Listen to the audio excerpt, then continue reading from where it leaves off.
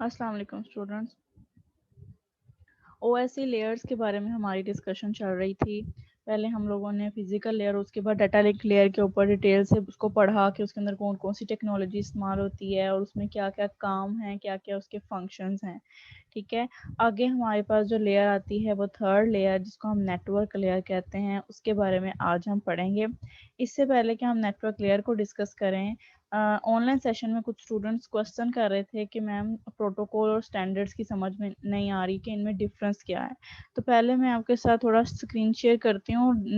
इससे पहले कि हम उसको बुक से पढ़ें, हम पहले उसको वेबसाइट से एक पढ़ेंगे।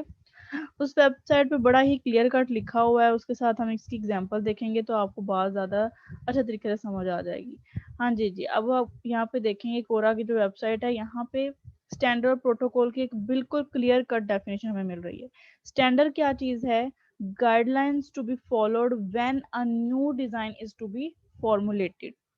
जब भी कोई डिवाइस बनानी है, चाहे वो मोबाइल हो, लैपटॉप हो, टैबलेट हो, कोई भी चीज़ हो जो कि सेंडर और रिसीवर के तौर पे काम करेगी, और उनको बनाते हुए अगर उनका आर्किटेक्चर हमने चेंज करना है, तो कुछ चीज़ें ऐसी हैं जो कि स्टैंडर्ड हैं, जिनको चेंज नहीं किया जा सकता। ठीक है, और प्रोटोकॉल क्या है? The working set of rules, उन चीज़ों के, उन प्रोडक्ट्स के काम करने का जो तरीका है, उसके अंदर जो रूल्स फॉलो करने हैं, ठीक है, वो प्रोटोकॉल है। The working set of rules and specifications that are used to make something happen. अब इसकी एग्जांपल आप किस तरह से ले सकते हैं कि जी जितने भी मोबाइल्स आ रहे हैं उनके अंदर ब्लूटूथ लगाना है। अब ये जो ब्लूटूथ है ना, ये एक स्टैंडर्ड है कि एंड्रॉयड के लिए एक टाइप का ब्लूटूथ है, मैक या फिर जो आईफोन वगैरह उनके डिफरेंट जो से हैं वो शेयरिंग का मैकेनिज्म है। लेकिन एंड्रॉयड के हर फोन में आपको आजकल जो है वो ब्लूटूथ लाजमी तौर पर मिलेगा। तो ब्लूटूथ उस मोबाइल का आर्किटेक्चर डिजाइन करने का एक स्टैंडर्ड है। चाहे आप सैमसंग का एक लो कॉस्ट मोबाइल ले लें, चाहे आप सैमसंग का बिल्कुल नोट सीरीज के जो अच्छे मोबाइल हैं वो ले लें। ठीक हो गया, आपको उन दोनों मोबाइल्स के अगर ब्लूटूथ कनेक्टिविटी करनी है तो वो सेम तरीके से होगी। ठीक हो गया, आपका जो लो कॉस्ट मोबाइल है और जो हाई कॉस्ट मोबाइल है, उनके दरमियान जो ब्लूटूथ का कंपोनेंट लगा हुआ है दोनों के अंदर, वो स्टैंडर्ड है, वो चेंज नहीं है। ठीक है, मजीद और फीचर्स हैं आपके महंगे मोबाइल के अंदर, लेकिन ब्लूटूथ क्या है? एक स्टैंडर्ड फीचर है। ये अब आपको समझ आ गई होगी। और प्रोटोकॉल क्या है? उनके काम करने का तरीका। अब प्रोटोकॉल से मुराद ये है कि दोनों डिवाइसेस के दरमियान जो है वो इतनी इतनी रेंज जो सी है वो होनी चाहिए। अगर इससे ज़्यादा रेंज हो जाएगी या फासला ज़्यादा हो जाएगा तो ब्लूटूथ काम नहीं करेगा। अच्छा जी, जब हमने शेयर करनी है कोई भी फाइल, कोई भी पिक्चर, तो हमने जब यस करना है, उसको एक्सेप्ट करना है। अच्छा जी, पेयरिंग ज़रूर होनी चाहिए। अब ये क्या है? ये प्रोटोकॉल्स हैं।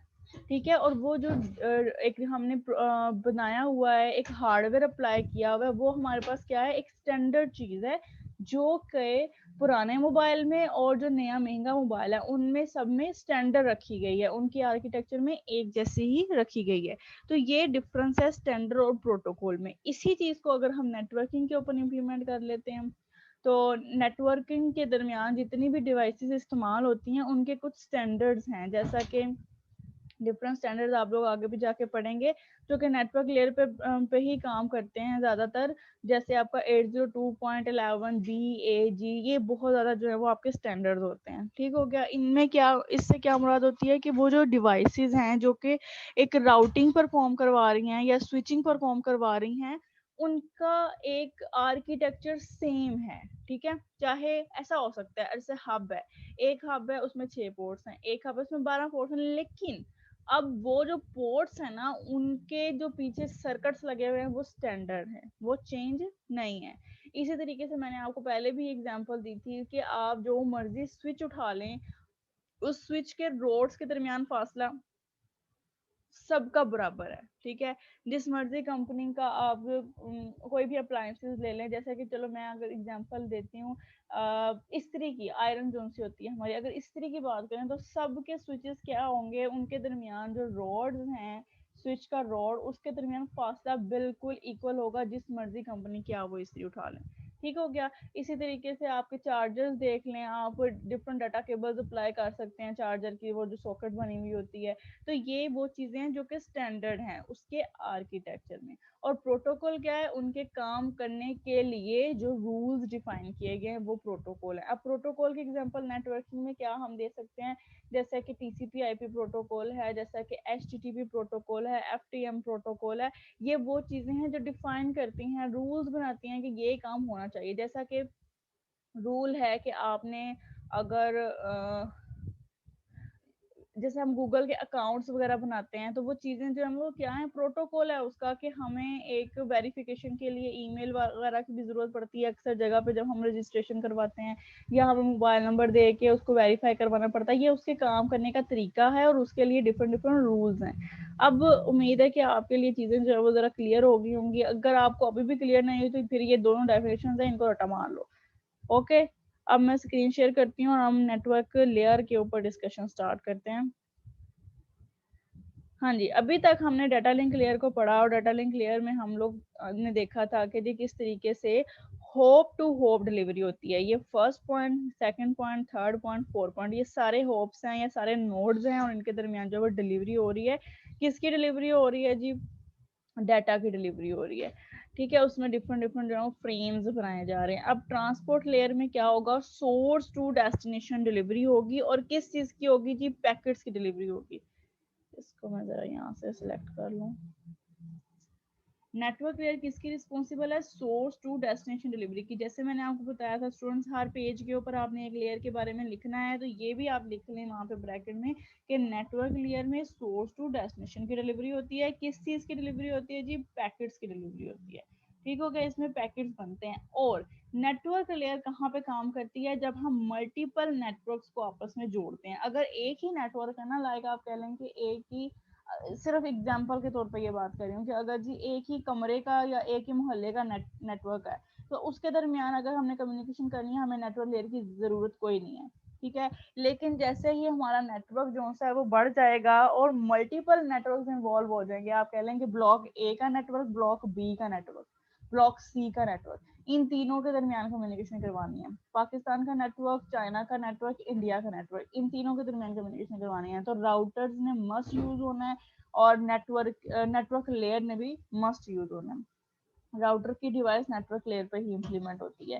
फिर है whereas the data link layer oversees the delivery of the packet between two systems on the same network. Data link layer का क्या काम है कि वो इस डाटा को या पैकेट्स को ट्रेवल करवाती है किसके दरमियान, सेम नेटवर्क के दरमियान।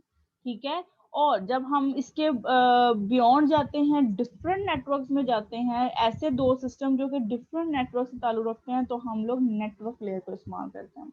The network layer ensures that each packet gets from its point of origin to its final destination. Point of origin से मुराद है actual sender और final destination से मुराद है receiver। अब आप सोचेंगे कि डाटा लिंक लेयर में भी तो यही काम हो रहा था, लेकिन नहीं। अगर आप इसको फोकस करें तो ये जो एंड सिस्टम लिखा हुआ है ना, ये है हमारा मैसेज का ओरिजिन, और ये जो एंड सिस्टम लिखा हुआ है ये है फाइनल डेस्टिनेशन। जो इसके दरमियान वाले सारे ये राउटर और डिफरेंट किस्म के लिंक्स है ना, ये डिफरेंट नोड्स हैं, ये सोर्स और डेस्टिनेशन नहीं है। अगर हम सिर्फ इस नेटवर्क की बात करें तो ये इसका सोर्स है, ये इसकी डेस्टिनेशन है। ठीक है, अगर इस नेटवर्क की करें तो ये सोर्स है, ये डेस्टिनेशन है। ये मैंने बातें पहले भी आपके साथ डिस्कस की हुई हैं। लेकिन एक्चुअली सोर्स क्या है, ये वाला एंड सिस्टम जिसको हमने ए का नाम दिया, और एक्चुअल रिसीवर कौन है उसका, ये वाला एंड सिस्टम जिसका नाम डी यहाँ पे लिखा हुआ है। ठीक है, तो ये जो डिफरेंट डिफरेंट डिवाइसेस के दरमियान कम्युनिकेशन है, इसको होप टू होप कहते हैं या नोड टू नोड कहते हैं, और जो end system to our receiver end system है, इसको कहते हैं सोर्स टू डेस्टिनेशन। इसके बाद आ गया, if two system are connected to the same link there is usually no need for a network layer. अगर हमारे सिस्टम के अंदर सेम लिंक ही यूज हो रहे हैं, सॉरी, अगर दो सिस्टम जो है वो सेम लिंक में काम कर रहे हैं, तो फिर हमें नेटवर्क लेयर की जरूरत नहीं है, क्योंकि ये कब इस्तेमाल होती है, जब हमने दो तीन डिफरेंट नेटवर्क्स को आपस में जोड़ना होता है। However, if the two systems are attached to the different networks with the connecting devices between the networks, there is often a need for the network layer to accomplish source to destination delivery। ठीक है, ये चीजें अब आपको याद रहनी चाहिए। बाकी आपको पता है हर लेयर की तरह इस लेयर में भी जो है वो एक हेडर अटैच होगा जिसके अंदर इंफॉर्मेशन होगी, डिफरेंट एड्रेसेस होंगे और ये तमाम इंफॉर्मेशन की किस तरीके से हमने पैकेट्स को एक जगह से दूसरी जगह सोर्स से डेस्टिनेशन तक उसकी डिलीवरी को मुमकिन बनाना है। तो ये जो है वो सेंडर साइड पे ट्रांसपोर्ट लेयर से डाटा लेता है और आगे देता है, और रिसीवर साइड पे ये डाटा लिंक लेयर से डाटा को लेता है और ट्रांसपोर्ट लेयर तक पहुंचा देता है। अब the network layer is responsible for the delivery of individual packets from the source host to the destination. ये आपने याद रखना है। सोर्स होस्ट क्या होगा जी? रिसीवर, सॉरी सेंडर, और डेस्टिनेशन होस्ट रिसीवर। अब इसकी जो डिफरेंट रिस्पॉन्सिबिलिटीज हैं उसके अंदर है लोकल एड्रेसिंग। अगर आपको याद हो तो हम लोगों ने डाटा लिंक लेयर में फिजिकल एड्रेसिंग की बात की थी, ये देखें, और मैंने आपको बताया था कि दुनिया में जितनी भी डिवाइसेज हैं उन सब का अपना अपना एक यूनिक नंबर है जिसको हम कहते हैं कि उसका मैक एड्रेस है। तो मैक एड्रेस जो है ये फिजिकल एड्रेसिंग के लिए यूज होता है जो कि नेटवर्क में मौजूद डिफरेंट डिवाइसेस को एक दूसरे से डिफरेंट बनाता है या यूनिक बनाता है। अब लॉजिकल एड्रेसिंग से क्या मुराद है? लॉजिकल एड्रेसिंग से मुराद ये है कि जब डिफरेंट नेटवर्क काम कर रहे हों तो हम डिफरेंट नेटवर्क्स के दरमियान कम्युनिकेशन बिल्ड करने के लिए लॉजिकल एड्रेसिंग कर देते हैं। The physical addresses implement by the data link layer handle the addresses problem locally. Locally से मुराद एक ही नेटवर्क के अंदर। If a packet passes the network boundary, अगर नेटवर्क से निकल के किसी दूसरे नेटवर्क की बाउंड्री में हमारा पैकेट जाता है तो we need another addressing system to help distinguish the source and destination system. The network layer adds a header to the packet coming from the upper layer that among other things। अच्छा, अब इसमें होगा क्या? Logical addresses में जो sender और receiver होंगे ना वो लॉजिकली उनकी एड्रेसिंग करेंगे, इसीलिए इसका नाम लॉजिकल एड्रेसिंग है। अब आप कहेंगे लॉजिकल से क्या मुराद है?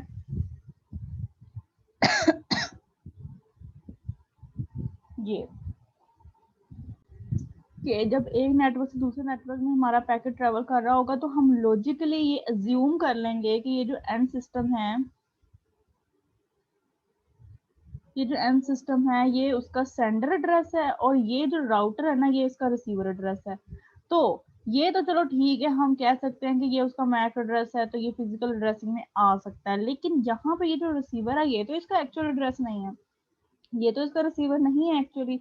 लेकिन हम इसके जब इस पैकेट को सेंड करते हैं तो इसके यहाँ पे हेडर में जो अटैच करते हैं वो इसी राउटर के एड्रेस को एज अ रिसीवर एड्रेस लिखते हैं। ठीक है, इसलिए हम ये काम एक्चुअल में नहीं कर रहे लेकिन लॉजिकली हम इसको ज्यूम कर रहे हैं कि ये जो राउटर है ये हमारे मैसेज का रिसीवर है, तो इसीलिए इस चीज का नाम लॉजिकल एड्रेसिंग है। थोड़ा गला प्रॉब्लम कर रहा है।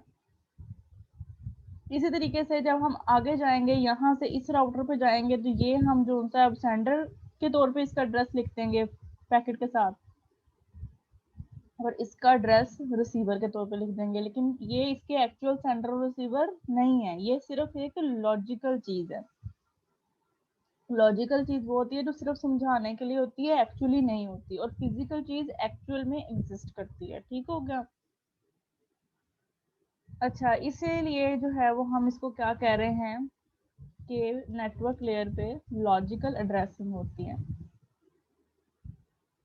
आगे हमारे पास राउटिंग। राउटिंग कौन करता है जी? राउटर करता है। राउटिंग से मुराद क्या है? बेस्ट पाथ डिफाइन करना। ठीक है, दो सिस्टम्स के दरमियान जो सेंडर और रिसीवर है उनके दरमियान बेस्ट पाथ बताने से हम क्या कहेंगे कि ये हमने राउटिंग कर दी है। बेस्ट पाथ कौन सा होता है? आप इसको शॉर्टेस्ट पाथ भी कह सकते हैं, मतलब अगर सेंडर और रिसीवर जो हैं वो ज़्यादा करीब होंगे, उनके दरमियान कम जो है वो फासला होगा तो ये भी उसका बेस्ट पाथ हो सकता है। इसके अलावा बेस्ट पाथ कौन सा हो सकता है? जिसमें ट्रैफिक कम हो। ठीक है, जिसमें ज़्यादा ट्रैफिक ना हो और पैकेट्स या फ्रेम्स जो से हैं वो कम टाइम में ट्रेवल कर पाए तो उस चीज़ को भी हम कहेंगे कि उसका बेस्ट पाथ है। और ये कौन डिफाइन करेगा? राउटर डिफाइन करेगा। क्यों? क्योंकि राउटर एक इंटेलिजेंट डिवाइस है। इसके काम करने को हम राउटिंग कहते हैं। When independent networks or links are connected to create internetworks or a large network, the connecting devices मतलब कि राउटर और स्विचेस जो है रूट और switch the packet to their final destination. तो राउटर और स्विचेस जो लगे हुए होते हैं सेंटर में, वो पैकेट्स को उसकी फाइनल डिसीजन तक पहुंचाते हैं। इस चीज को हम क्या कहते हैं कि ये उसकी राउटिंग करते हैं, उसका सही जो वो रास्ता बताते हैं। बाकी अगर इस फिगर के ऊपर हम फोकस करें तो इसमें क्या हो रहा है, the network layer at A send the packet to the network layer at B. यहाँ की जो नेटवर्क लेयर है वो मैसेज को या पैकेट को सेंड करेगी यहाँ के एंड सिस्टम में, और इस चीज को हम क्या कहेंगे कि ये सोर्स टू डेस्टिनेशन डिलीवरी है। और ये जो उनका होप टू होप का काम है ये कौन करेगा जी, ये डाटा लिंक लेयर करेगी। अच्छा, इसमें बस यही था। अब आप लोग इसके अंदर कोई क्वेश्चन हुआ तो कमेंट्स वगैरह कर दिया करें स्टूडेंट्स, ताकि ना जब मैं आपका ऑनलाइन सेक्शन रखूँ तो वही कमेंट्स पढ़ के मैं आपको साथ साथ आंसर देती रहूँ।